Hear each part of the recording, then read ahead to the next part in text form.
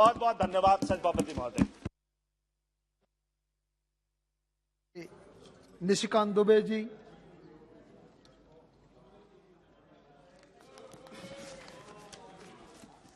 धन्यवाद सभापति महोदय।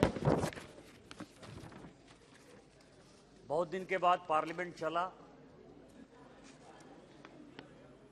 और जो अपोजिशन का दर्द था वो सामने आया। मुझे लग रहा था कि शायद प्राइस राइज एक इतना बड़ा विषय है कि उसके बारे में, पूरे देश की इकोनॉमी के बारे में, दुनिया की इकोनॉमी के बारे में कांग्रेस पार्टी देश को बताएगी। मनीष तिवारी जी बड़े अच्छे वक्ता हैं, लेकिन दिल और दिमाग का जब द्वंद्व हो तो अच्छा वक्ता भी अच्छा नहीं बोल सकता है। आज पहली बार देखने को मिला कि वो उस तरफ बैठे तो जरूर हैं, लेकिन उनको पता है कि किस हालात में 2014 में माननीय मोदी जी ने इस देश की बागडोर संभाली थी, और आज कोविड के बाद दुनिया की स्थिति कैसी है। यही अरुण जेटली जी जब बजट का भाषण दे रहे थे 2015-16 में, तो उन्होंने एक बड़ी अच्छी शायरी कही थी। मुझे लगा कि शायद आज मैं दोबारा कांग्रेस और देश को बताऊं कि उन्होंने क्या कहा था और आज भी क्या हालात है। उन्होंने कहा था कि कश्ती चलाने वालों ने जब हार कर पतवार दी हमारे सामने, लहर लहर तूफान मिले, मौज मौज मझधार हमें, फिर भी दिखाया हमने और फिर दिखा देंगे। इन हालातों में आता है दरिया पार करना हमें।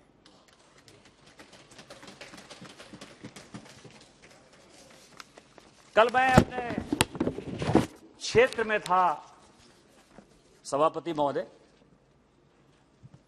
और जब मैं साथ आ रहा था तो मेरे साथ संयोग से 2-3 बहुत वरिष्ठ पत्रकार थे जो बहुत न्यूट्रल हैं, वो हमारी आइडियोलॉजी के नहीं हैं। तो मैंने कल उनको कहा कि शायद लगता है कि पार्लियामेंट कल चलेगा, प्राइस राइज पर चर्चा है। तो उन्होंने मुझे कहा कि ये प्राइस राइज की चर्चा नहीं है, ये बेटे को राइज कराने का चक्कर है।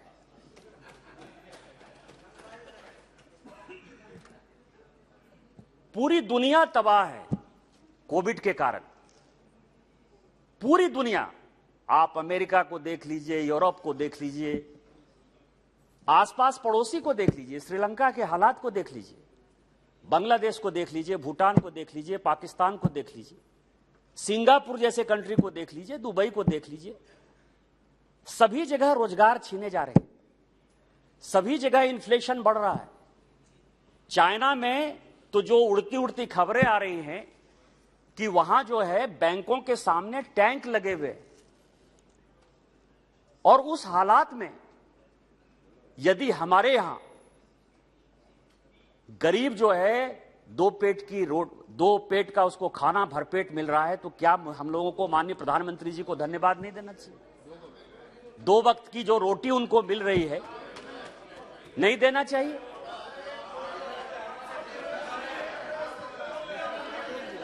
इसी पार्लियामेंट में सभापति महोदय, हम और आप तो सांसद थे। प्रत्येक सेशन में हम लोग किसानों की आत्महत्या का मुद्दा उठाते थे कि नहीं उठाते थे? आज पिछले 8 साल में एक भी चर्चा अपोजिशन ने किसानों की आत्महत्या का किया है? यदि नहीं किया है तो इसका मतलब कि किसान आत्महत्या नहीं कर रहे हैं। हमने किसानों को इतनी ताकत दी है कि आज किसान लड़ाई कर रहा है। और किसान की क्या स्थिति है कि किसान जो है साल भर तक, आज किसान साल भर तक, वही मोदी जी की सरकार थी, वही पैसा था, इस तरह से हमने किसानों को मजबूत किया कि साल भर तक वो आंदोलन करता रहा, लेकिन कोई किसी किसान ने आत्महत्या नहीं की। हमने उसको इतनी ताकत दी कि वो सरकार के खिलाफ भी 2-2 हाथ करने को तैयार है। आपके यहां तो वो भीख मांग रहा था, आप तो उसको रोटी तक नहीं दे पा रहे थे, आप कर्जा नहीं लौटवा पा रहे थे, और यही कारण है कि किसान आत्महत्या कर रहे थे। क्या उसके लिए हम लोगों को धन्यवाद नहीं देना चाहिए? अभी बात हुई गैस सिलेंडर की बात हुई। जुबेर साहब हैं सर, अल्ट न्यूज के, पकड़ाए हैं। कांग्रेस वाले उनको बहुत मदद करते हैं कि बड़े फैक्ट चेकर है। ये जो हम लोग ट्विटर और फेसबुक और ये सब चलाते हैं ना सर, उसके वो फैक्ट चेकर है। और मैंने देखा ये प्ले कार्ड 10 साल, तो आपको पता है स्पीकर साहब कि 2004 से लेकर 2014 तक भारतीय जनता पार्टी 139 सांसद थे और केवल कांग्रेस के 141 सांसद थे। हम 2009 में 120 सांसद थे, लेकिन कभी भी हमने जो है वो कार्ड नहीं लाया स्पीकर के सामने, जो है कभी चेयर की बदनामी नहीं की, कभी उनके इज्जत के साथ हमने खिलवाड़ करने की कोशिश नहीं की। लेकिन आप करते रहे, हम हमेशा वेल में आते रहे। मैं ये नहीं कहता कि वेल में नहीं आए, लेकिन हम कभी भी प्ले कार्ड लेकर नहीं आते थे। लेकिन आज मैं उसी फैक्ट चेकर, मुझे यह लगा सर कि यदि मैं कोई बात कहूंगा, यदि मैं कोई बात कहूंगा, सुनिए आप बैठ जाइए। स्पीकर सर, ये जो सरकार थी ना सर, ये सरकार कमेटी, और हमारे यहां एक कहावत है कि ज्यादा जोगी मत उजाड़। मनमोहन सिंह जी प्रधानमंत्री जी थे सर, चिदंबरम साहब थे, बड़े इकोनॉमिस्ट थे, राष्ट्रपति महोदय हो गए, लेकिन तत्कालीन जो वित्त मंत्री थे प्रणब बाबू 1980 में ही वित्त मंत्री थे। रंगराजन उनके एडवाइजर थे, मोन्टेक सिंह अहलुवालिया उनके एडवाइजर थे, रघुराम राजन साहब आ गए सर, कौशिक बसु साहब आ गए। इतने इकोनॉमिस्ट थे कि आप बात मतलब करिए और लगेगा कि बस तुरंत 2 मिनट में जो है सब खत्म हो जाएगा। और इसके बाद कमेटी पर कमेटी सर, इनको कैसे एलपीजी की प्राइस, डीजल की प्राइस, पेट्रोल की प्राइस ठीक करनी है, कैसे एपीएम के दायरे से जो है मार्केट में ले जाना है। इन्होंने 2006 में एक रंगराजन कमेटी बना दी, उससे इनका कोई वास्ता नहीं हुआ, उनको लगा कि इससे कोई फायदा नहीं है। तो 2010 में सर इन्होंने एक पारिक कमेटी बना दी, 2011 में इन्होंने नंदन नीलकेनी की कमेटी बना दी, और 2012 में केलकर की कमेटी। आप समझ सकते हैं कि कांग्रेस किस तरह से जनता के साथ, हमारे प्रधानमंत्री जी हमेशा बोलते रहते हैं सर कि कांग्रेस एक ऐसी पार्टी थी कि 1952 में उसने शिलान्यास किया, 1957 में कहा कि इसका लैंड एक्विजिशन हो रहा है, 1962 में यह कहा कि अब इसमें हमने पैसा दे दिया है, 1967 में उन्होंने कहा कि अब ये रेल पटरी बिछाना स्टार्ट कर दिए, और 1980 में जाके एक एक प्रोजेक्ट किस तरह से 30-30, 40-40 साल में इस देश में बने, उसका ये उदाहरण है ये एलपीजी, पेट्रोल और डीजल का जो है प्राइसिंग है सर। तो मैं वही कह रहा था कि मुझे यह लगा कि यदि मैं ये बातें कहूंगा तो शायद मेरी बातों को ये लोग उतना गंभीरता से नहीं लेंगे, क्योंकि ये बड़े समाजवादी हैं, सोशलिस्ट हैं दुनिया में जो भारतीय जनता पार्टी को, क्योंकि ये लोग सब मोदी फोबिया से ग्रसित हैं सर। कुछ भी होगा ये मोदी ने कर दिया, ये मोदी को करना चाहिए था, ऐसे करना चाहिए था, वैसे करना चाहिए था। तो मोदी जी के प्रति इन लोगों की इतनी एलर्जी है कि अच्छी बात भी सुनने को तैयार नहीं है। तो मैं अल्ट न्यूज के जो है जुबेर को लेकर आया, उसने बताया सर, उसने लिखा है कि 2011 में जुलाई में 710 रुपया नन सब्सिडी के सिलेंडर की कीमत थी, और जो सब्सिडी हम दे रहे थे वो 400 रुपया दे रहे थे। इसका मतलब यह था कि 2011 में भी सिलेंडर की कीमत लगभग 1110 रुपये थी। ये मैं प्लेस कर दूंगा, मैं ऑन रिकॉर्ड प्लेस कर दूंगा।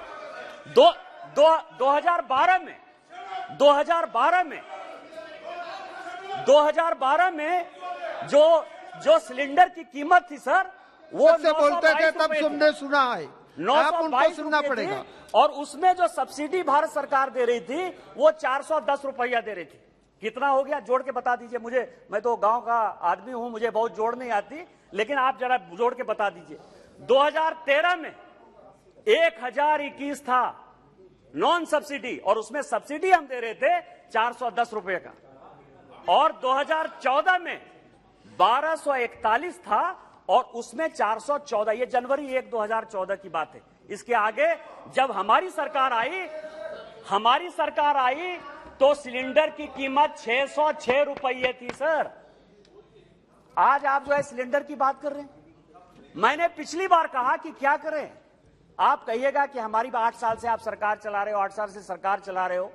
मैंने पिछली बार बताया था सर कि इन्होंने केवल जनता को मूर्ख बनाने के लिए, केवल वोट बैंक की राजनीति के लिए 2009 से लेके 2014 तक ऑयल बॉन्ड जारी किया, जिससे कि ये जो हमेशा दावा करते हैं सर कि हमने पेट्रोल का प्राइस, हमने डीजल का प्राइस सब कम कर दिया, इन्होंने ऑयल बॉन्ड जारी किए।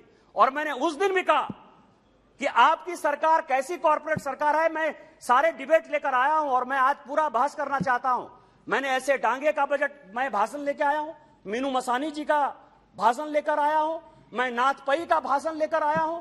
1958 से लेकर उन्होंने हमेशा कहा कि ये जो कांग्रेस है ये कॉर्पोरेट की सरकार है, ये टाटा को समर्थन करती है, बिरला को समर्थन करती है, डालमिया को समर्थन करती है, और अंबानी और अडानी को समर्थन करती है। ये 1,44,000 करोड़ का 1,44,000 करोड़ का इन्होंने ऑयल बॉन्ड जारी किया सर। और आज 2020 के बाद से भारत सरकार को 10 साल का बॉन्ड था, वो 2011 के बाद जितने भी हुए, आज आप समझिए कि हम लोगों को लगभग 3.5 लाख करोड़, 1,44,000 करोड़ जनता को गुमराह करने के लिए, बचाने के लिए कि हम पेट्रोल, डीजल और एलपीजी का प्राइस कम कर रहे हैं, आज 3.5 लाख करोड़ भारत सरकार को लौटाना पड़ रहा है, क्योंकि सरकार कंटिन्यूटी है। और वो सभी बड़े कॉर्पोरेट हैं जिन्होंने ऑयल बॉन्ड लिया है, वो सारे बड़े कॉर्पोरेट हैं। और मैं कांग्रेस के सभी मित्रों को चैलेंज करना चाहता हूं कि वो अपने, मनमोहन सिंह जी हैं, सोनिया जी यूपीए की चेयरमैन है, उनसे पूछे कि किस अमीर को आपने फायदा पहुंचाने के लिए देश के लोगों को इस तरह से गुमराह किया, देश के लोगों के साथ धोखा किया। प्रत्येक साल भारत सरकार को 20 से 25,000 करोड़ रुपया लौटाना पड़ रहा है। सर, फूड प्राइस की बात हो रही है। अच्छा है, एक तरफ ये लोग कहते हैं कि किसानों की आय दुगनी होनी चाहिए, जिसके लिए अभी एमएसपी की कमेटी बनी है सर। हमारी सरकार ने एमएसपी की कमेटी बनाई है और हमारी सरकार कमिटेड है कि हम आपको जो एमएसपी है वो दुगुना, कैसे आपकी आय दुगुनी होगी, उसके लिए लगातार प्रयास हो रहा है। लेकिन कोविड के बाद पूरी दुनिया के क्या हालात है सर? पूरी दुनिया का हालात यह है, आप ये समझे सर, कि आज वर्ल्ड बैंक पूरा का पूरा, मतलब किस तरह से पूरी दुनिया के हालात हैं, मैं आपको बता रहा हूं सर, कि जो इनकी स्थिति थी, जो प्लानिंग प्रोसेस था इनका सर, 1950 से, जीडीपी की बात कर रहे थे मनीष तिवारी जी, 1950 से लेके 1990 तक हमारी जीडीपी, कांग्रेस ही मैक्सिमम सरकार में रही ना 1950 से लेकर 1990 तक, कि नहीं कोई दूसरी पार्टी रही।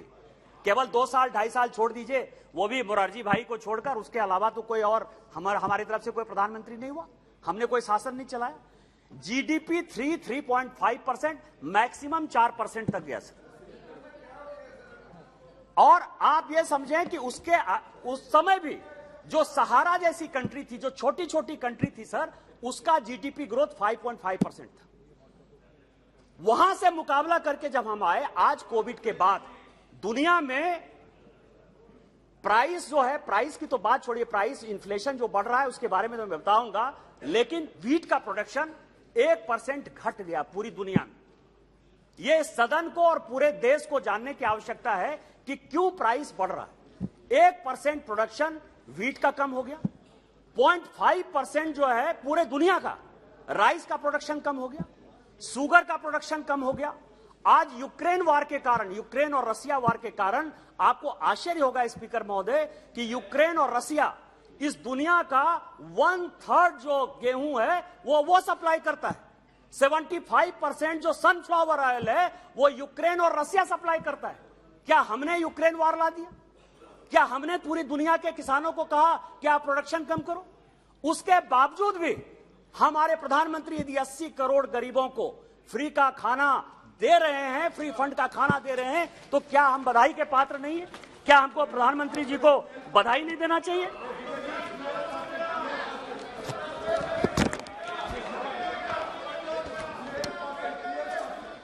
सर, मुझे एक निवेदन करना है सर, मुझे एक निवेदन करना है। जब मनीष जी बोल रहे थे, हम सुने हैं सब, rapt attention, honorable FM has also listened to him, and everybody should speak with all seriousness. Why cross talk? Let us. No need. You can reply whenever your turn comes. No. Hello, No, देखो sir, अगर serious जब आपके वक्ता बोल रहे थे मनीष तिवारी जी, एक भी टोका टोकी नहीं हुए। आप तो नेता हो, आप बैठ जाइए। अधीर रंजन जी, आप बैठ जाइए। आप उनको सुनना पड़ेगा, सुनना पड़ेगा। सुनना पड़ेगा, आपको सुनना पड़ेगा। बैठो, आपका जब बारी आएगा तब आप बोलना, आपका बारी आए तब बोलना। बैठ जाइए। निशिकांत जी बोले। यदि फंड पर आपत्ति है सर, फ्री में हम दे रहे हैं, मतलब आप समझिए कि हम उनको सहायता देने की कोशिश कर रहे हैं, ये सब तो अच्छा है।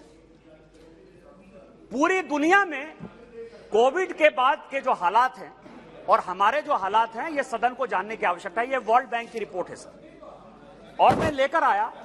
आप ये देखें कि वर्ल्ड बैंक ने फूड सिक्योरिटी के लिए इजिप्ट जैसे कंट्री को, इजिप्ट बड़ा कंट्री है सर, उसको 500 मिलियन इमरजेंसी फंड दिया है। $500 मिलियन का इमरजेंसी फंड दिया है।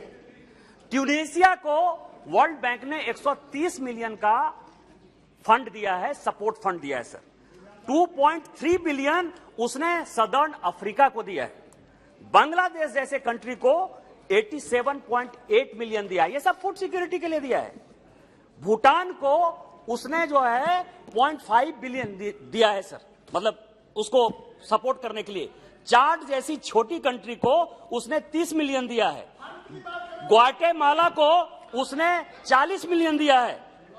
और आप ये समझिए कि पूरी दुनिया को, रवांडा को, मतलब मैं पूरा पढ़ सकता हूं, रवांडा को कितना दिया, सेनेगल को कितना दिया, बांग्लादेश को कितना दिया। लेकिन भारत एक ऐसा देश है सर, मोदी जी के नेतृत्व में, कि आज की डेट में हम एक्सपोर्ट कर रहे हैं।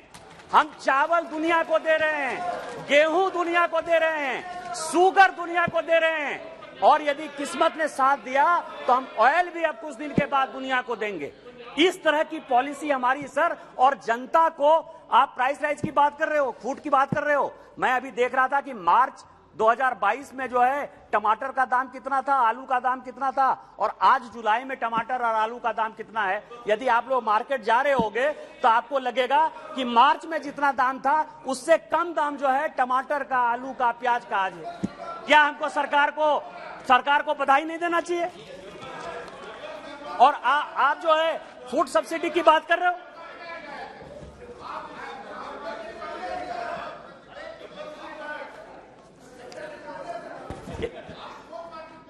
हेलो, बीच में आप अपनी टिप्पणी मत कीजिए। अपना जब समय आए तब बोलना।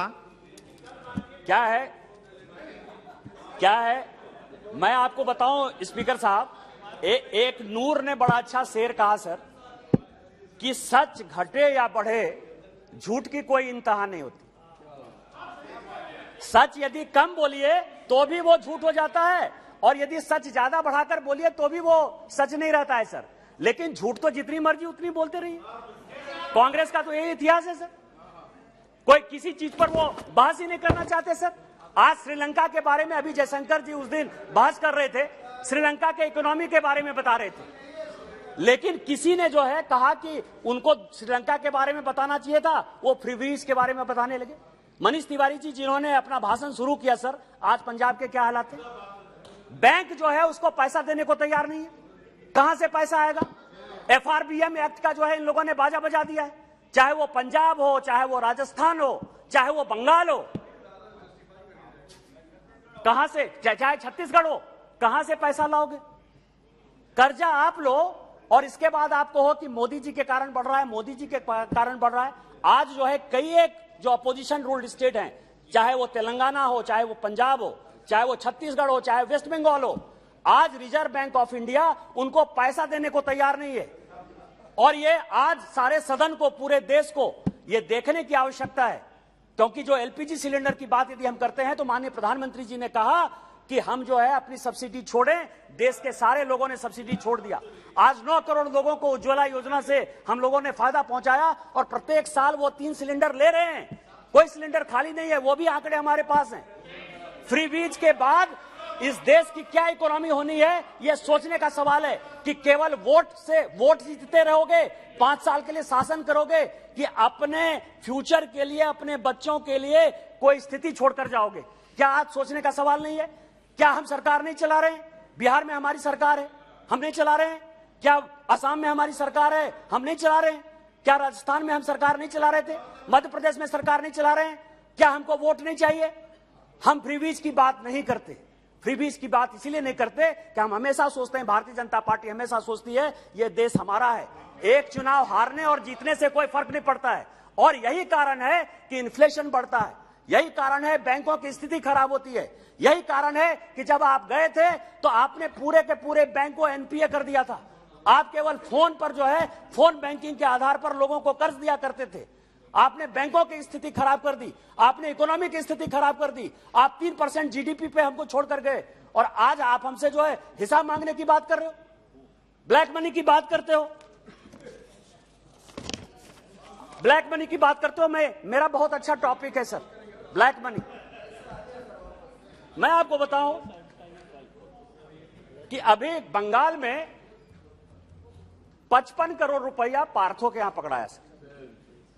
वो कह रहे हैं कि मेरा नहीं है, मैं आप ही की बात कर रहा हूं। 55 करोड़ रुपया कहीं किसी के घर में पकड़ा गया सर, पार्थो या उनके दोस्त के घर में। वो कह रहे हैं मेरा पैसा नहीं है। अभी मेरा एमएलए सर, हमारा एमएलए, झारखंड का एमएलए सर पकड़ा गया कैश लेके बंगाल में। वो कहता है मेरा पैसा नहीं है। झारखंड में सर मुख्यमंत्री के सचिव, माइनिंग सेक्रेटरी के यहां रेड हो गया, 20 करोड़ रुपया उसके यहां पकड़ा गया। वो कहती है मेरा पैसा नहीं है। उसके विधायक प्रतिनिधि के यहां जो है पैसा पकड़ा गया 20 करोड़, वो कहता है मेरा पैसा नहीं है सर। इसी पार्लियामेंट में कांग्रेस का इतिहास क्या रहा है सर? वो ब्लैक मनी की बात करते हैं क्योंकि ब्लैक मनी सबसे ज्यादा उनके पास है।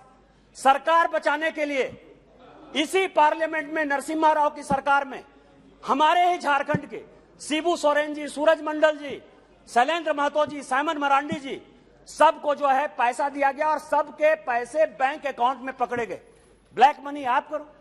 इसी 2008 में अडवाणी जी इसी सेशन में, इसी सदन में आए सर पैसा लेके कि आप हमारे एमपी को खरीद रहे हो, पैसे से खरीद रहे हो। पैसा जमा करो आप, होर्डिंग करो आप। बोफोर्स का पैसा कोतरोची लेके भाग जाए आपके समय में, कमीशन करो आप, मुंद्रा कांड करो आप, और पैसा किससे? ब्लैक मनी का हिसाब मांगो हमसे। सुखराम आपके मंत्री थे, उनके घर में 3 करोड़ रुपया पकड़ा गया। इतना कैश यदि कांग्रेस के नेताओं के पास और उनके यूपीए के पास रहता है, किस मुंह से ब्लैक मनी की बात करते हो? किस मुंह से ब्लैक मनी लाने की बात करते हो? स्विट्जरलैंड के साथ एग्रीमेंट साइन करो आप, स्विट्जरलैंड के साथ 2011 में एग्रीमेंट साइन करो आप, और कहो कि 2016 से आप समझ में आएगा। इसके बाद आप ब्लैक मनी की बात करते हो। आप फिस्कल डेफिसिट की बात करते हो। फिस्कल डेफिसिट क्या है? आप ये समझिए 1950 से लेकर 1990 तक देश की स्थिति 1950 से लेकर 1965 तक बहुत अच्छी चल रही थी सर। 65 के समय जीडीपी का केवल 4% हम बाहर से कर्ज ले रहे थे। 65 के बाद इस कांग्रेस ने उसकी पूरी दिशा और दशा बदल दी सर। और इसके बाद ये कर्ज, जो बाहर से जो कर्जा है, आज जो कहते हैं कि कैश टू जीडीपी रेशियो क्या हो गया, कर्ज का रेशियो जो है हमारे जीडीपी के साथ कैसे हो गया? पॉलिसी किसने बदली? आपको जो है केवल जनता को गुमराह करने के लिए और टैक्स का जो परसेंटेज 72-73% करने के लिए 65 के बाद कांग्रेस ने 10%, 15%, 20% ऐसा सिचुएशन हो गया सर कि पूरा का पूरा उन्होंने हमारी जो आने वाली पीढ़ी थी, हमारे जैसे जो युवा आने वाले थे, बच्चे पैदा होने वाले थे सर, उसके ऊपर कैसे कर्ज बढ़े 1965 से लेकर 1990 तक। और मैं यहां वित्त मंत्री जी बैठी हुई हैं, मैं भारत सरकार से आग्रह करूंगा कि पूरे देश को, क्योंकि याददाश्त इस देश की बहुत कम रहती है, मैं उनसे आग्रह करूंगा कि आप एक व्हाइट पेपर जारी कीजिए कि जीडीपी मतलब किस तरह से इन्होंने कर्ज लेने का काम चालू किया और उसके कारण हमारी पीढ़ी को आज कितने घाटे में जाना पड़ रहा है। यदि हम 5 ट्रिलियन और 10 ट्रिलियन की इकोनॉमी होना जा रहे हैं तो उसमें किस तरह का दिक्कत है, और फिस्कल डेफिसिट में किस तरह से एफआरबीएम एक्ट अटल जी लेकर आए, लेकिन उसके पहले जो फिस्कल डेफिसिट थी और जिसके कारण हम जब नोट छाप रहे थे बिना कोलेटरल के, उसके कारण भारत को कितना नुकसान हुआ, ये देश के सामने जो है माननीय वित्त मंत्री से आग्रह करूंगा कि वो लेकर आए। मैं केवल अंत में खत्म करते हुए यही कहूंगा सर कि इन लोगों को ना आइडियोलॉजिकल कमिटमेंट है ना जनता से मतलब। यहां कांग्रेस बैठी हुई है सर। कांग्रेस ने शिवसेना के साथ सरकार बनाई सर महाराष्ट्र में। जब बाबरी मस्जिद टूटा 1992 में, तो उस वक्त के जो बाला साहब ठाकरे जो शिवसेना के प्रमुख थे, हमारे आदरणीय हैं, उन्होंने खुलेआम कहा, किसी पॉलिटिकल पार्टी ने नहीं कहा कि हमने बाबरी मस्जिद तोड़ दिया। मैं उस पर भी आऊंगा। पीडीपी पर सरकार इसीलिए बनाई क्योंकि उसने यासीन मलिक को जो है हमारा ये फायदा हो गया कि जिस आतंकवादी के साथ आपके प्रधानमंत्री ने फोटो खिंचाया, उसी आतंकवादी को उसने कहा, रुबैया सईद ने, कि मेरा अपहरण इसी आदमी ने किया था। आप अपने प्रधानमंत्री और कांग्रेस पार्टी से पूछो। मैं आपको यह बता रहा हूं, बाला साहब ठाकरे साहब ने एकमात्र पॉलिटिकल पार्टी थी जिसने कहा कि बाबरी मस्जिद जो है हमने तोड़ा। आपका सेकुलरिज्म खत्म, आपकी इकोनॉमी खत्म, आपने देश को बर्बाद करने का ठेका ले लिया। और इसीलिए मैंने जो आपको कहा कि ये प्राइस राइज नहीं है, ये बेटे को बढ़ाने का चक्कर है। मोदी फोबिया से आप ऊपर उठिए, देश के बारे में सोचिए। और कबीर का जो एक दोहा है कि धीरे धीरे रे मना, धीरे सब कोई होए, आप उसका इंतजार करिए। ये देश बदल रहा है, गांव, गरीब, किसान, आदिवासी को सम्मान मिल रहा है और ये देश खुश है। इन्हीं शब्दों के साथ जय हिंद, जय भारत। बहुत बहुत धन्यवाद। श्रीमती कनी मुजी जी।